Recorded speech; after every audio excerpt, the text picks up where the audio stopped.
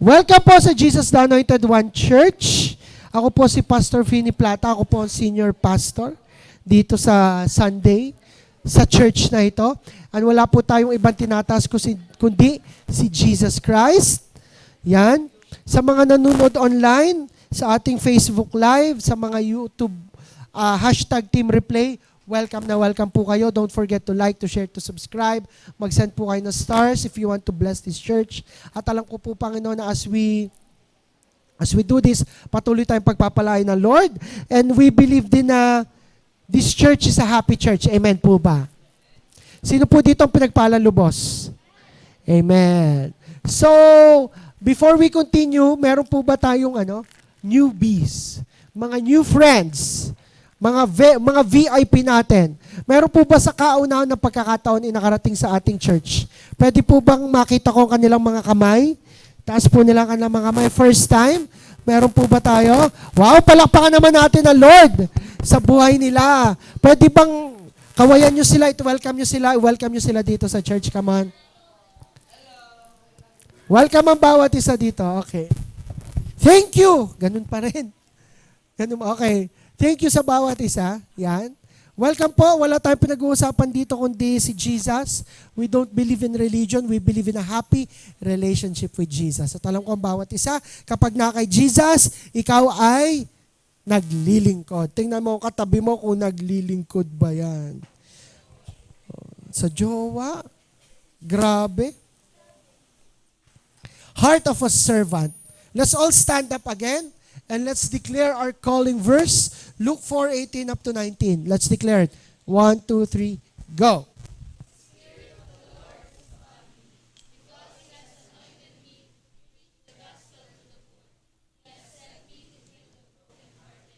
To preach deliverance to the captive and recovering of sight to the blind, to set at liberty those who are bruised, and to proclaim the acceptable year of the Lord. For our God is Jesus, the Anointed One. And let's declare din ang ating 10 culture. Declare it. 1, 2, 3, go. I am a blessing. I am anointed. I am a deliverer. I am a good follower. I am not seasonal. I appreciate everyone and everything. I am part of something big. I am in partnership with Christ. And I am not extreme. Yan. Maupumuli tayo ngayong oras na ito.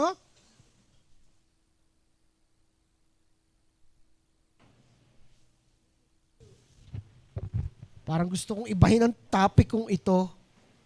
Parang may conviction sa akin. Sino po dito ang Sino po dito yung servant ni Lord? Taas ang kamay. Naglilingkod sa Panginoon, di ba? Ang sarap maglingkod sa Lord. Walang kwenta ang buhay natin kapag hindi tayo naglilingkod sa Panginoon. Amen. Tama po ba?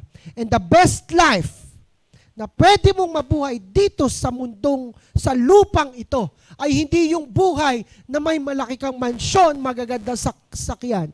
Yung buhay na marami kang bank accounts at maraming laman doon. Hindi yung buhay na may masaya kang jowa, may masaya kang asawa. Hindi yung marami kang masayang iyong pamilya, hindi lang yon. Hindi yung ikaw ay sikat sa social media, marami kang followers, maraming views ang iyong mga page. Hindi yon ang pinakamasarap na buhay na pwede mong mabuhay dito sa mundo. Kundi ang pinakamasarap na buhay ay yung buhay na ikaw ay naglilingkod sa Panginoon. Magsabi ng amen yung naniniwala. If you have a purpose in life, walang silbi kung anong meron ka. Walang silbi yung naipundar mo ng bahay. Naranasan mo nang mabili yung gusto mo. Excited ka. Nung nabili mo yung bagong cellphone, nung nasa iyo na after a few days, wala na rin. May nililigawan ka, naging kayo. Excited ka nung maging kayo, nung naging kayo, lagi pa kayo nag-aaway. Nakapagpatayo ka ng bahay. Nung naitayo ka ng bahay, akala mo doon ka na pinakasasaya pero nawala pa rin. Kulang kung anong may bibigay ng mundong ito sa iyo. Kaya ulitin ko, ang the best na buhay that we could live here ay yung buhay na naglilingkod kay Hesus Kristo. Palakpakan naman natin si Jesus Christ. And recap lang po, pinag-uusapan po natin for a few weeks yung heart of a servant. puso na naglilingkod, di ba? A few weeks ago, pinag-usapan natin yung puso ng the best na naglilingkod. Walang iba kundi puso ni... Sino yung the best servant? Si Jesus. Yung puso na malapit sa Kanya at yung puso na tinitibok kung ano yung tinitibok ang puso niya. At ang tinitibok ng puso ni Jesus ay mga lost. Mga taong wala pang relasyon sa Kanya. Hawakan mo ang puso mo. Tinitibok mo na, tingnan mo kung tinitibok mo na ba rin ba ang puso ni Jesus. O masaya ka na walang taong naliligtas araw-araw. At 3 weeks ago, pinag-usapan naman natin na si Jesus, siya yung man of sorrows. Siya yung tao, kaya pag ng kalungkutan, kaya pag naglilingkod tayo, meron tayong burden. Na yung maraming tao ang madala sa Kanya. At meron din tayong paglilingkod na walang mag-appreciate at walang papansin sa atin. At last week ago, may magandang nag-preach dito. Shinare po niya, ano ba yung tools na pwede nating meron tayo pag tayo naglilingkod? Ano nga yun? Dapat may tao madadala. Pinag-uusapan natin lagi tao. Tingnan mo yung katabi mo, kung bakante pa yan, dapat may katabi ka dyan. Diba? At dapat malinaw sa iyong ginawa ni Jesus sa cross. At dapat meron kang matibay na pananampalataya. Okay. So next week, sino po ang bakasyon na next week? Yes. Sino may nakaschedule na swimming? Wala. Walang swimming, walang outing. Holy Week. Bawal daw mag-swimming kasi patay ang Diyos. Mahirap daw. Hindi po ito na yun. Sa ibang religion, patay daw ang Diyos. Pero sa atin, buhay na buhay ang Diyos. At nasaan? Nasa puso natin. Amen. And we will see na ngayong araw na ito, may inaalala tayo na linggo ng palaspas. Diba? Today is Palm Sunday. Sabihin nyo nga, Palm Sunday. Alam nyo yung palaspas? Yung dahon ng niyog. Yung dahon ng niyog. Ano po bang history nun? Ganito po yon. Buksan po natin ang ating mga Bible sa John 12:12-13. Yan. Buksan natin. Buksan yung mga cellphones nyo. Hindi kayo nagdadala ng physical Bible dito. Yan. John 12. Sabi dun sa verse 12. Basahin natin. Sabay-sabay. 1, 2, 3, go.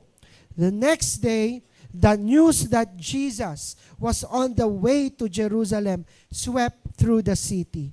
Lakse! A large crowd of Passover visitors took palm branches and went down the road to meet him. They shouted, "Praise God! Blessings on the one who comes in the name of the Lord. Hail to the King of Israel." Si Jesus daw ay papunta sa Jerusalem. At nung nalaman na napakaraming tao, kasi ang ginawa ni Jesus siya, nagkabubuhay lang niya ng patay, si Lazarus. So sikat siya, huy, papunta yung tagapagligtas, yung Messiah. Pupunta yung sinasabi niyo, yung nagbuhay doon sa namatay. Yung inaantay na natin for so many years. Nung papunta si Jesus, yung entrance ng Jerusalem, lahat ng tao ay kumuha ng palaspas, kumuha ng dahon ng niyog. At habang si Jesus inakasakay sa isang donkey, sa isang asno, inilatag nila yung kanilang mga lumang damit at mga palaspas sa kalsada. At habang naglalakad si Jesus, naglalakad yung asno, yung donkey na nakasakay si Jesus, sumisigaw sila ng purihin ang Diyos. Hosanna! Hosanna to the highest. Sinisigaw nila na purihin ang Diyos. Ito ang tanong ko. Ano yung feeling na may tao kang ine-expect? Yung feeling na may taong dumating na hinahangaan mo. Yung may tao kang inaantay tapos dumating siya. Ano yung feeling? One time po, si Sky, hindi siya makatulog. Kaya pag uuwi ako sa bahay, nauwi na po ako 8 galing work. Pag bubuksan niya yung gate, atras ko sa sasakyan, Tapos pagbaba ko po sa sakyan, laging si Sky, Daddy! Lalapit yan sa akin, tapos iahag ako. Meron kang ganun pa dito, pagdating ng kanyang magulang, Mama! Si Joshua lang. Alam ko paglaki ni Sky, hindi na yung ganun. Pero habang bata pa, sinisim with Daddy. Tapos pagpapasok ako, makikita ko ang asawa ko, excited lagi makita ko niyan. Nandiyan ba siya? Umalis. Nabiling food. Yan po, lagi pagdadating ako, mahal, nandiyan ka na. Sana. Pero naranasan nyo na ba yung may inaantay ka talagang tao, tapos nung dumating siya, parang tuwan-tuwa ka? Yung sino pumunta ng Barako Fest? Ayaw ba? Mga inaantay nyo doon, tanda ako hindi pumunta ng Barako Fest. Pero dati, nakapunta po ako sa isang concert. Pumunta ako sa concert ng Bamboo. Yung banda. So excited ako, Bamboo. Ang tagal, ang daming mga ibang acts. Tagal ni Bamboo. Tapos nung dumating na, bigla nang dumating si Bamboo, yung pogi. Tapos dumating yung mga kanyang banda, sina Vic Almanac, nakalimutan ko yung gitarista. Basta dumating sila, ako, nandiyan na sila. Tapos tumugtog, tug. Yung Hallelujah. Nasa isip ko yung Noipi eh. Yan. Ako'y tuwan-tuwa kasi yun, nakita ko na si Bamboo. And then, may kakilala ako. Sabi, Fini, may backstage pass ako. Gusto mo makita si Bamboo? Sige. Pagpasok ko doon, sinama ko. Pagkita ko si Bamboo. Tapos kala ko suplado si Bamboo. Sabi ko, hello po, alam niyo po, idol ko po kayo, ang galing niyo po, ganyan, galing niyo. Sabi niya, ang bait ni Bamboo. Sabi niya, well, thank you. Sabi, pwede ka po magpa-picture. Picture kami. Tuwa ako, nakita ko yung hinahanga ko tao. Yun. Simula nun, talagang hangang-hanga ako kay Bamboo. Nung kayo nanood ang Barako Fest, nung pumasok ang December Avenue, tapos kumanta ng, ano nga yun? Kung di rin tayo kayo naiyak na.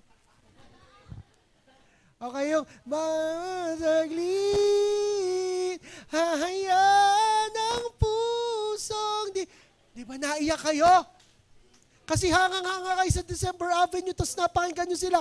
Ikaw ay talagang sa aming dalawa na huling pagkakataon. Si Anthony naiyak daw nun eh.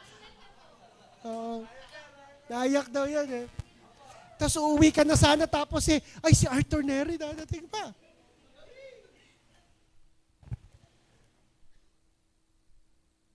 Yung feeling na may kachat ka, tapos magkikita kayo, diga, sarap na pakinggan.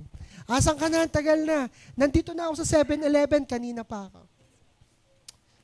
Pagpunta mo, pag naglalakad ka, pagkita mo sa 7-Eleven, nandun na yung inangan. Hawak sa kamay, sabay kiss, tayo na. Di ba? Sana all daw, sabi ni Pastora dyan. Yung kapag may hinahanga ka tao at dumating, tas nakasama mo, di ba ang sarap sa pakiramdam? Yung inaantay mong tao at nakasama mo, ang sarap na makita, makasama. Sino po dito yung ganon? Yung meron siyang inantay na tao na taga malayo pa tapos nakita siya, tuwan-tuwa siya. Wala pong sinungaling sa J1 Matasa ka. Okay? Di ba? Sarap sa pakiramdam. Yung galing ka pang Batangas, pupunta ka Panlipa. Yoy. Sarap sa feeling, di ba? Ay paano yung dumating iyong magbabago ng buhay mo? Ang dadating pala yung magbibigay ng kapayapaan sa puso mo. Ang dadating pala yung magmamahal sa iyo ng walang kondisyon. Kahit toyohin ka, sukain ka, patis ka pa, mamahalin ka pa rin ng walang kondisyon. Yung magpapasaya sa'yo, yung magiging tunay na pahinga mo, yung magpapayaman sa iyo, ay dumating. Pagdating, wow! Jesus Christ. Di ba? Ang sarap sa pakiramdam na yung Diyos, alam mong dadating at mararanasan mo. Amen po ba? At doon makikita, hindi lang naman kung gaano ka-excited kapag dumating si Jesus kung sino si Jesus para sa iyo. Tanungin mo ngayon, umupo ka, tanungin mo ang sarili mo, hawakan mo ang puso mo, ang isip mo, tanungin mo, sino ba si Jesus sa akin? Go, tanungin mo sarili mo, sino ba si Jesus sa akin? Di ba pinag-uusapan natin tuwing A-group si Jesus? Tama. Sino po nakapag-A-group this week? Taas ang kamay. Woo! Bah, para walang babaeng tumaas ang kamay. Mawawan anuman. Yan. Di ba kapag tayo ay sa A-group, pinag-uusapan natin si Jesus. At supposed to be yung A-group natin nung mga weekdays, sa Sunday, lahat ng A-groups magsasama-sama. A-group ni Anthony, A-group ni Christine, A-group ni Pastor Aldrin, A-group ni Gloria, lahat ng A-groups nyo na mini-meet nyo every week, magsasama-sama every Sunday. At sa isang araw, itong mga A-groups na ito, which is Sunday, ay magkakasama tayo kasi dadating si Jesus. Parang yung linggo ng palaspas. Sa Sunday, dadating si Jesus.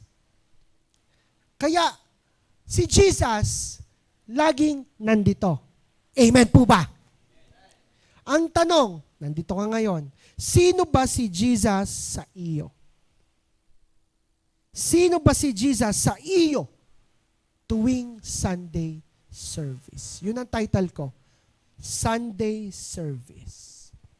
Lord, samahan mo kami. Kailangan kita. Holy Spirit, kailangan ka namin. In Jesus' name. More of you, less of me. Make me humble and make me honest in you. In Jesus' name, amen. Sunday service is like Jesus coming and tayo yung maglalatag ng palaspas. Not necessarily every Sunday, may dala kang palaspas. Bago ka pumunta dito, ikukuha ka ng dahon ng niyog. At lagi kang pagpunta dito, may dala kang dahon kasi alam mo na si Jesus, spiritually baka naman ine-expect mo talagang si Jesus biglang magpapakita dito. Dadating spiritually may ihahayin tayo na palaspas. At si Jesus ay makakasama natin. Kasi mahalaga sa atin si Jesus. Tama. Tama po ba? Mahalaga sa atin si Jesus. Yung kinakanta natin sa Kanya, it is a way na tayo, hindi na natin kailangan ng palaspas para ihayin. Ang ihahain mo, ang iaalay mo, ay ang iyong boses at ang iyong puso. Pag sinabi kaninang, open the eyes of my heart, Lord, I want to see you. Parang yung puso mo, binubuksan mo at yung mata mo, Lord, buksan mong mata ko, spiritual eyes, physical eyes, para makita ka. Inihahayin mo yung papuri mo. Kaya katang, Yahweh, ikaw ang dahilan. O kaya yung, ikaw, ano nga yun? Yahweh, ikaw ang papatibok ng puso ko. Dinedeclare mo talaga. Inihahain mo.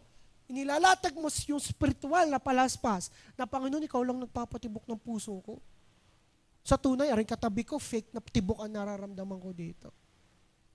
Ikaw ang tunay na nagpapatiyug sa akin.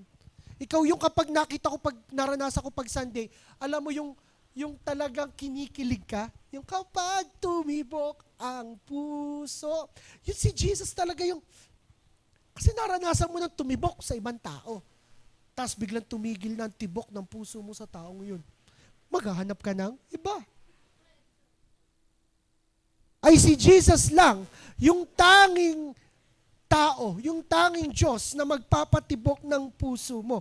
Kaya pag napupuri tayo, hindi yung, ang tibok ng puso. Tagal naman ng praise and worship. Hindi ganon. Talagang dinideklara mo. Kahit tingnan ka ng katabi mo, Yahweh, ikaw, papatibok ng puso. May ganun pang step. Kasi siya talaga nagpapatibok. Yung my Jesus, my Lord, you're the love of my life. Ikaw ang love ng buhay ko. Next po, Sunday service is where we experience Jesus through each other. Itong ginagawa natin tuwing Sunday, mararanasan natin si Jesus sa pamamagitan ng bawat isa. Tingnan mo yung katabi mo. Tingnan mo, titigan mo na matagal. Sabi sa Bible, kawangis niyan si Jesus. Genesis 1:27. Yang katabi mo, kabukha niyan si Jesus. Naniniwala ka? Yan ang problema sa iyo. Hindi ka naniniwala sinasabi ng Bible. Tingnan mo uli ang katabi mo kung kamukha ba ni Jesus yan. Yan uli ang problema sa iyo, hindi ka naniniwala. Natingin ako ngayon kay Kaykay. Kamukha ni Jesus si Kaykay. Sabi sa Bible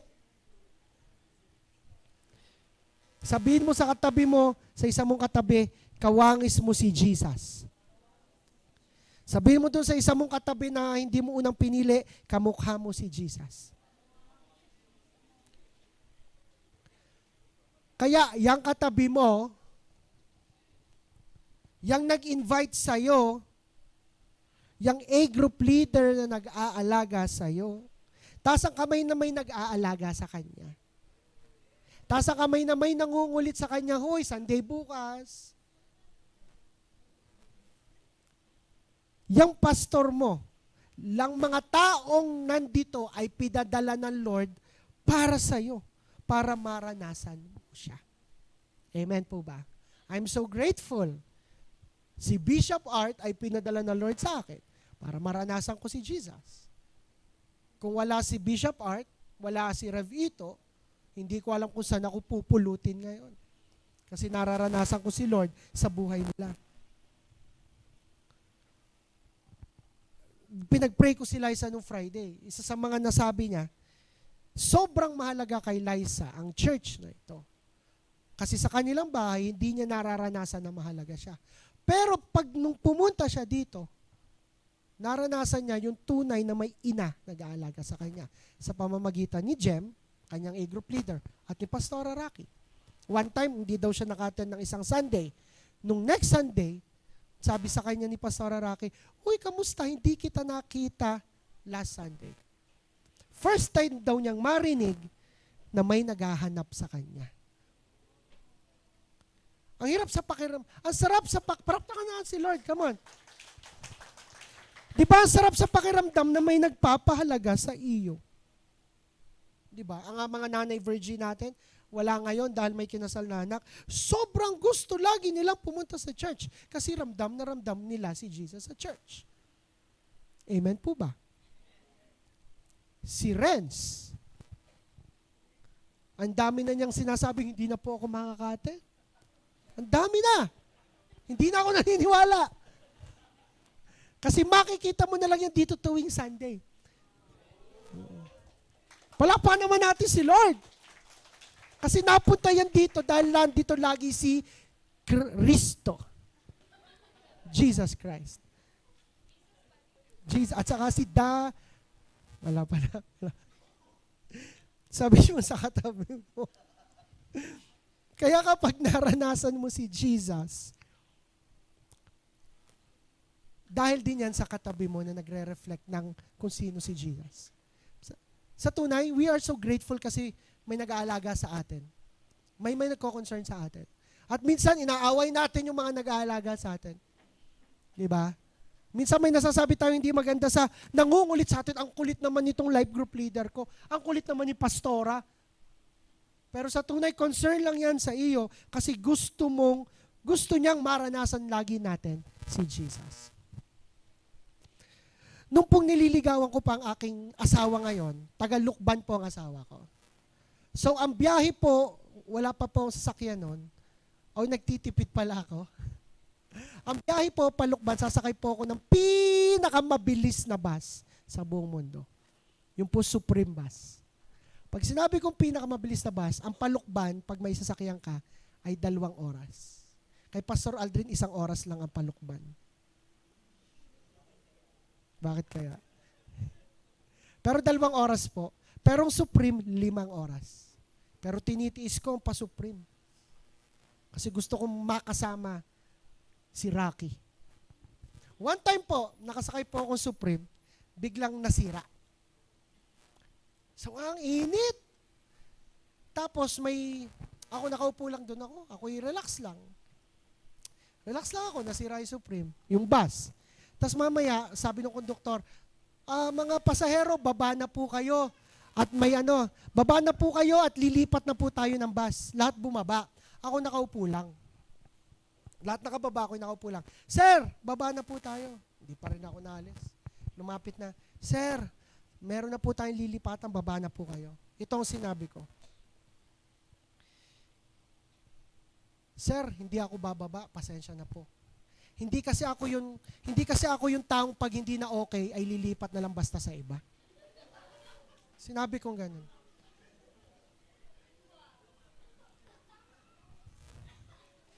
Sabihin mo sa katabi mo, huwag ka basta aalis. Sabihin mo to sa katabi, hindi porket hindi na okay, ay lilipat ka na sa iba. Dapat, sabihin mo to sa pangatlong tao, loyal ka ba?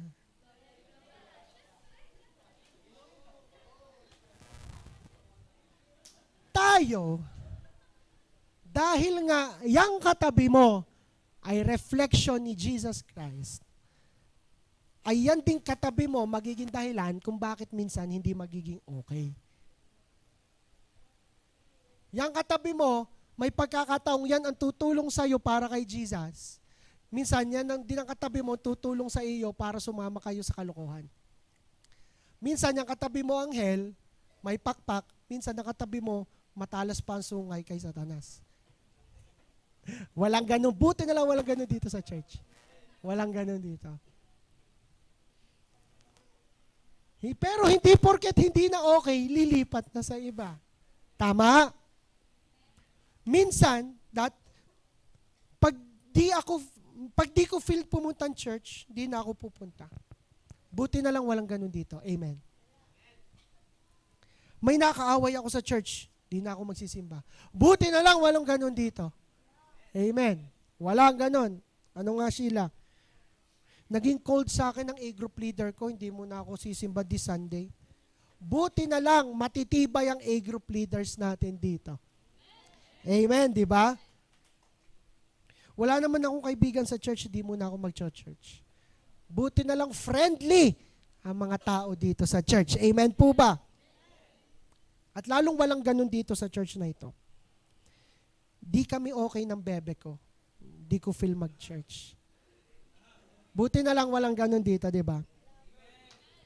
Sabihin muli sa katabi mo, buti na lang! Wala kang bebe dito sa church. Ako lang ang meron. You know, when we nandiyan pa ba kayo? Ito'y wala sa listahan. Sa 8 taong ko na nagiging pastor sa isang church sa Mataas sa Kahoy, ang number 1 na dahilan kung bakit mamaya hindi ko na makikita pag Sunday, nag-break. Sinasabi ko, buti na lang wala na akong bebe sa church. Ano, Joshua? Ahem ka ng AMD yan. Amen. Ito si Pastora John. Tata ko, ano yung sinasabi ni Pastor? Mamaya, sasabihin ko. Lagot. Hindi tayo, pag nasiraan, basta na lang lilipat. Struggles are part of our commitment to worship God. Hindi porket nagwo-worship na tayo sa Lord, naglilingkod ka na sa Kanya. I have the heart of a servant already. Dapat ang buhay ko'y shining, shimmering, splendid. Tell me, princess, no ended, a whole new world. Nakasakay ka na sa magic carpet, hindi ganon. Nakasama mo ng iyong Princess Jasmine o kasama mo na si Aladdin, hindi po ganon. Ang naglilingkod sa church is part na patuloy kang babasagin ng Lord at part na may struggles ka. Kaya nga sabi sa Colossians 1, verse 24, open again your Bibles. Colossians 1 verse 24. Sabi doon, masaya ako, sabi ni Pablo, masaya ako sa kabila ng paghihirap ko para sa inyo. Sabi ni Pablo, siya A group leader. Masaya daw siya kahit yung mga inaalaga niya titigas ng ulo. Kasi dahil sa hirap na nararamdaman ng katawan ko, na itutuloy ko ang paghihirap ni Christ para sa katawan niya. At yun ay ang, naku, ako lang nagbabasa. At yun ay ang church. So part of a struggle is being in a church. Ulitin ko ang tanong ko kanina. Bakit tayo nag-church? Bakit tayo nag-church? Para maglingkod sa Panginoon. At ang paglilingkod sa Panginoon, pagiging servant ng Lord, ay magdadala ka ng tao sa Kanya. We always declare, magiging kulang ang upuan. Magpapatay tayo ng aircon, kasi magkakaupuan din dito. Punong-puno doon sa likod. And that is what we desire, to serve God para sa pamamagitan ng pagdadala ng tao dito sa church. At tandaan mo, kung binigay ng Lord ang bawat isa sa atin, binigay sa yung pastor mo, a group leader mo, bibigyan ka rin ng Lord na specific na tao para ikaw mismo ay maging daluyan ng Diyos para makilala nila si Lord. Ikaw mismo, may ibinibigay sa iyo si Lord na tao para dalhin mo sa church. Matik yun. Kung may kaibigan ka, walang ibang tinatawag si Lord kundi ikaw. Yung katrabaho mo, responsibilidad mo. Yung katrabaho ko, responsibilidad ko sila na ma-share si Jesus sa kanila. Responsibilidad ko na kapalan pa ang mukha ko para ma-share ko si Jesus sa kanila. Same kung yung mga estudyante ko, sa tunay, gagawin ko lahat. Hindi ako magbabagsak. Maipakilala ko lang si Jesus sa kanila. Kung estudyante ka, responsibilidad mo, yung kaklase mo, yung pinsan mo, yung teacher mo, ay dalhin mo sa Lord. Kasi ikaw ang tinawag para dalhin sila sa Lord. Wala nang iba. Merong story sa Bible na isang persecutor. Isa siyang man of God. Pero bago siya naging man of God, siya ay sobrang nagper-persecute ng Christian. Ang pangalan niya ay si Paul. Sabi niyo nga, Paul. Bago siya naging Paul, ang pangalan niya ay Saul. Sabi niyo, Saul. Sa mga hindi nakakaalam ng story, quick story. After ni Jesus mamatay, pumunta sa langit, merong nanghuhuli ng Kristiyano, ang pangalan ay Saul. Ganito ang ginagawa niya. Kunwari, may ganito tayo, pumasok si Saul, nahuli tayo, huhulihin tayo lahat ni Saul at pahihirapan tayo. Paano? Babalatan tayo ng buhay, itatali tayo sa poste sa gitna ng bayan, susunugin tayo ng buhay para walang lamok. Sa Colosseum noon sa Rome, habang maraming nanonood na tao, nasa gitna ang mga Kristiyano, magpapadala ng mga leon, bata, matanda, sanggol, kakainin ng leon, pinapersecute ng mga Romano. At ang pinaka-leader nila, leader ng mga sundalong yun ay walang iba kundi si Saul. So yun ang trabaho ni Saul. Siya'y pumapatay ng mga Kristiyano. And then one time, papunta siya sa Damascus kasi nabalitaan ni Saul, maraming Kristiyano sa Damascus, may nagtip. Ganitong oras ng gabi, Martes, doon sa may kalye doon, maraming Kristiyano. So papunta siya sa Damascus. May kasama siya, nakasakay sa kabayo. At nung naglalakad si Saul, bigla na lamang lumiwanag sa langit. Oh! At siya'y napabagsak sa kabayo. At narinig ng lahat ng tao ang salitang ito, Saul, Saul, bakit mo ako pine-persecute? Narinig din ng ibang tao, saan galing yung boses na yun? At nung nakita ni Saul, naramdaman ni Saul, Jesus, ikaw ba yan? Tunay nga na ikaw ay Diyos. At dahil doon si Saul ay nabulag. Inakay siya ng mga kasama niya, papuntang Damascus, at dahil bulag si Saul, nandun lang siya sa bahay. And then, sino pala dito yung gustong ganan? Habang naglalakad siya, bigla na lang lumiwanag at tinawag ka, Maria! Sino gusto yung ganan? Siya ka. May mangyayari sa inyong ganun. Ngayong Abril. Siya.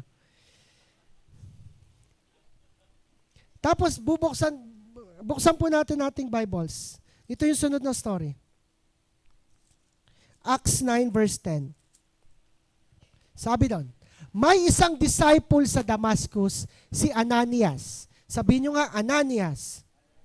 Sinabi sa kanya ng Panginoon sa isang vision, Ananias! Sumagot si Ananias, Panginoon, ano po iyon? Si Ananias, nasa Damascus, nagtatanghalian yata, tapos bigla na lang yan narinig si Lord, Ananias. Sino gusto yung ganon? Nagtatanghalian lang siya, biglang maririnig niya ang boses ng Lord. Taas ang kamay. Halimbawa si Cedric. Kunwari, nakatambay lang doon sa kanila, may kachat. Yeah. Biglang narinig ni Cedric ang boses ni Lord. Cedric. Si Bilog. Yan. Maririnig ang boses ng Lord. Sabi ni Ananias, Panginoon, ano po iyon? Next verse, verse 11. Sinabi ng Panginoon sa kanya, tumayo ka at pumunta ka sa kalye na tinatawag na straight.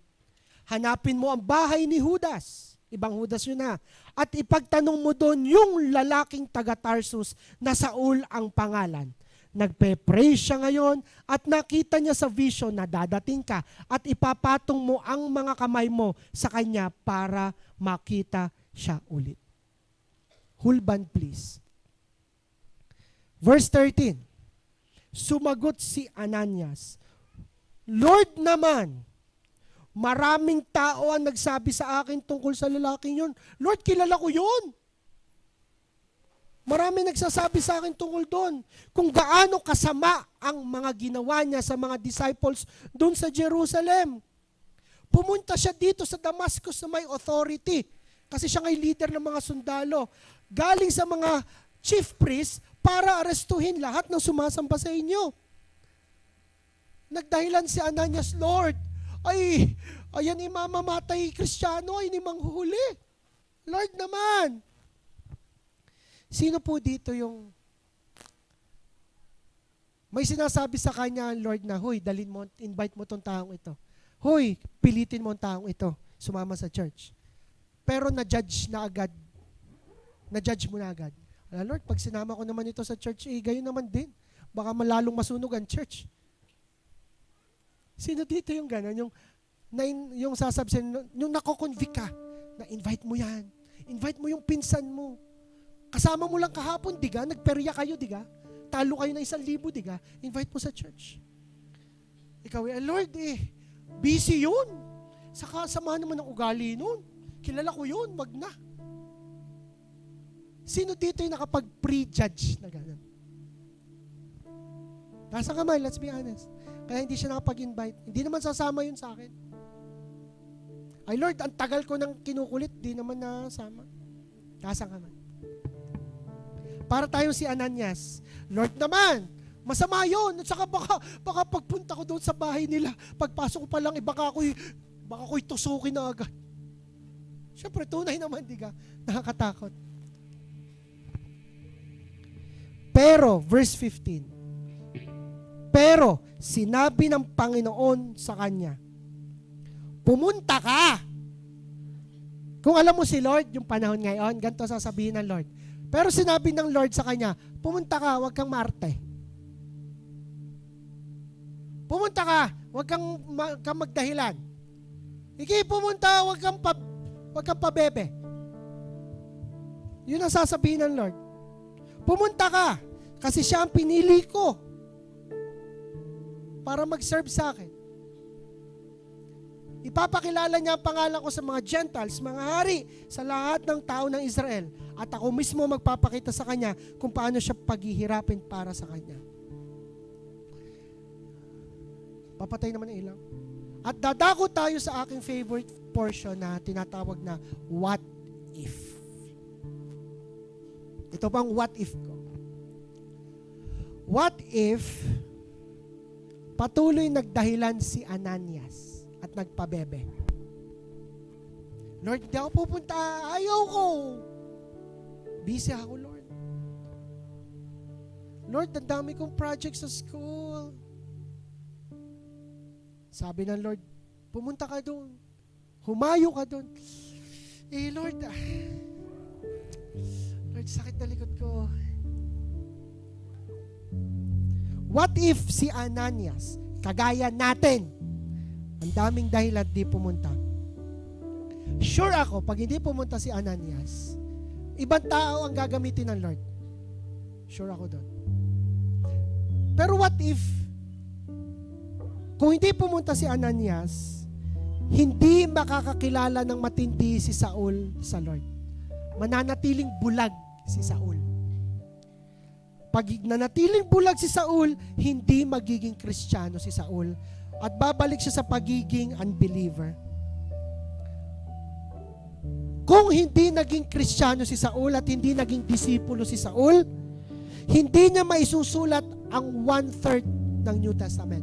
Hindi niya maisusulat ang mga Corinthians, Galatians, Ephesians, Colossians, 1 Timothy, 2 Timothy, hindi niya maisusulat. At kung walang Saul, walang magiging Kristiyano sa malaking part ng Asia, ng Europe, ng Italy, ng Turkey, hindi kakalat ang Kristyanismo. Baka may ibang gagamitin ng Lord, pero baka hindi kakalat ang Kristyanismo. At sigurado, kung hindi naging Kristiyano si Saul, kung hindi pumunta si Ananias kay Saul, hindi naging Kristiyano si Saul, hindi tayo Kristiyano ngayon. Walang church dito sa Pilipinas ngayon.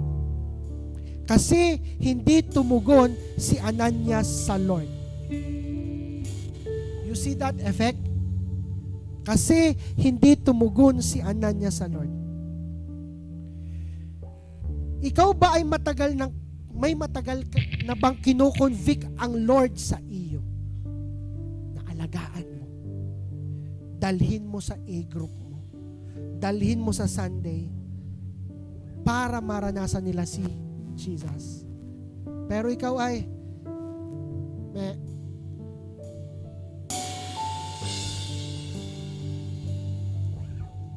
naranasan mo na mag-invite.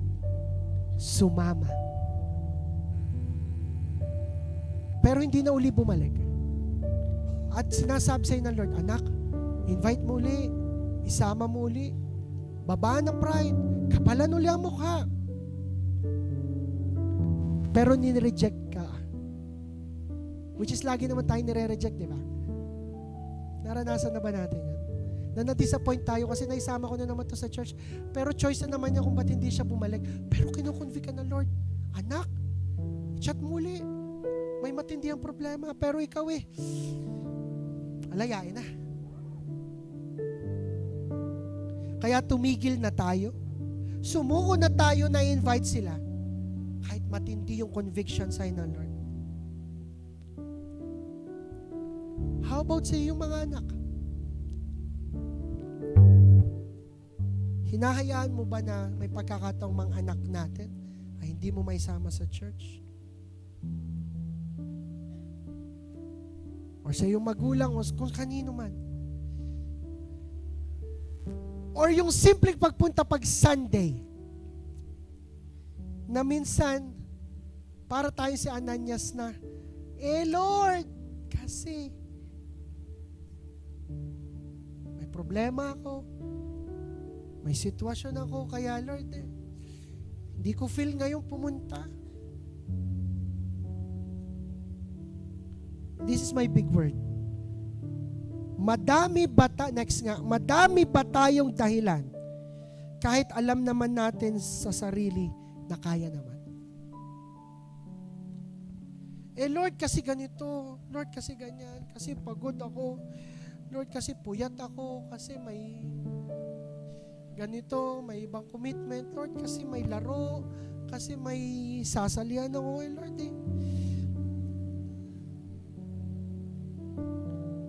Ibalik natin dun kay Jesus. Nung naglalakad siya, at dumating yung mga tao at ibinaba yung palaspas. Ngayong araw araw na palaspas. Marami kayong makikita dyan na may palaspas. Di ba ang sarap makasama si Jesus?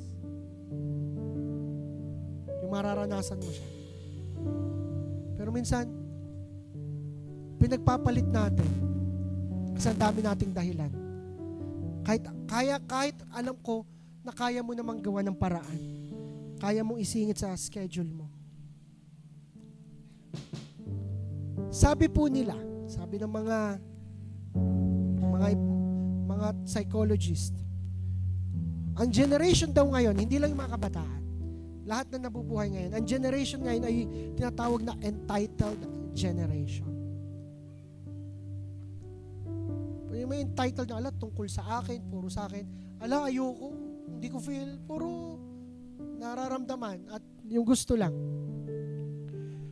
Mukha nga, pero ibang paniniwala ko. I believe no. I believe that this generation is not entitled. But this generation is passionate. This generation is on fire. This generation is hungry. This generation is desperate. And this generation is so thirsty to serve Jesus. At kasama ka sa taong sobrang desperate na maglingkod sa Panginoon. Anong ginawa ni Ananias? Ito lang din ang gagawin. Next nga. Verse 17. So, pumunta si Ananias. Pumunta lang. Maraming dahilan si Ananias, maraming pabebe pa si Ananias, pero sa huli pumunta lang siya. Pumunta lang. Yun lang. Pumunta lang. May life group ka? Hindi pumunta sa church. Sabi mo, punta tayo in church. Hindi pumunta ka sa bahay nila.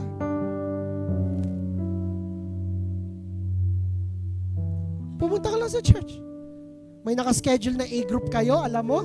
Pumunta ka lang. Napakasimple ng ginawa ni Ananias. Hindi mahaba yung verse pero pinutol ko na. At dahil doon, pumunta si Ananias, pinag-pray niya si Saul, nakakita si Saul, nabuksan ang mata ni Saul physically at spiritually, at dahil doon, maraming naging Kristiyano, including tayo. Dahil pumunta lang si Gloria. Dahil pumunta si Steffi. Dahil pumunta si James. Dahil pumunta si Paula. Pumunta si Danilo. Pumunta si Pastor Aldrin. Pumunta si Kuya Mar. Pumunta si Tita Brenny. Pumunta si Cedric. Pumunta si Bilog. Pumunta si Nicole. Dahil sa simpleng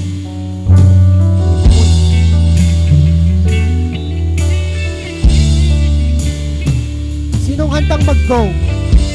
Pupunta ako sa Panginoon. Pupunta lagi ako sa paglilingkod. Tumayo yung mga handang laging gustong pumunta sa Panginoon. Okay lang kung hindi ka tumayo. Kung alam mo hindi ka ready. Pero if you want to go, tumayo ka ngayong oras na.